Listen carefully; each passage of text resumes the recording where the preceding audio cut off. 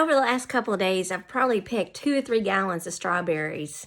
And while many of those berries went into making jam that we're going to enjoy over the next year, what was left over went into strawberry shortcake. Now, if you're thinking about yellow cake with cut up berries with juice poured over it, maybe a little whipped cream on top, you're thinking about the wrong kind of strawberry shortcake. I'm talking about Grandmother Bertie's strawberry shortcake. When I married into the family nearly 33 years ago, I was first introduced to this treat. And I've got to tell you, at first, I was very skeptical. It looks a little more like pink mush. But then you take a bite of it, and oh my goodness, it is so delicious.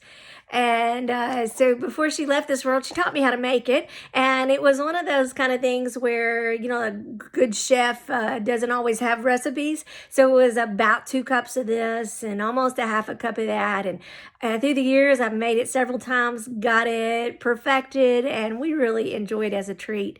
But yesterday, as I was cutting up the berries and getting them ready for the shortcake, I started thinking about how life can be a little bit like Grandmother's strawberry shortcake. You see, we put a lot of effort into it. We're working at our jobs. We're raising our families. We're building relationships. We're working at church. Just all the things that go into life. And then comes a time where life just doesn't seem to be working out like we thought it would. Doesn't look like we thought it would look like. And at that point, we sometimes even wonder, where is God in this? And is God at work? And does he even care? And I just want to bring up a couple of verses that I thought about as I was capping strawberries yesterday. Now, they're very familiar verses. The first one's Jeremiah 29:11. For I know the plans I have for you, declares the Lord. Plans to prosper you and not to harm you. Plans to give you a hope and a future. And I love that verse. But paired with that, also think about Romans 8:28. And we know that in all things, God works for the good of those who love him, who have been called according to his purpose. God has plans for you. And right now, it may not look like things are on track.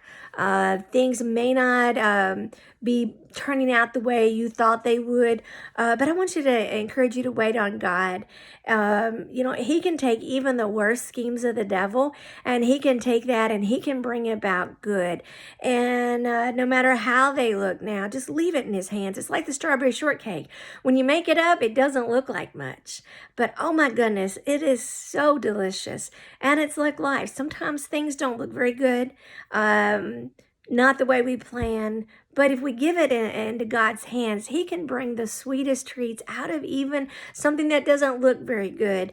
And so I want to encourage you that. And I got to show you, though, before we leave Grandmother Bertie's strawberry shortcake, I really wish you were here, because if you could just take a bite of this, you would agree that this is just the best treat.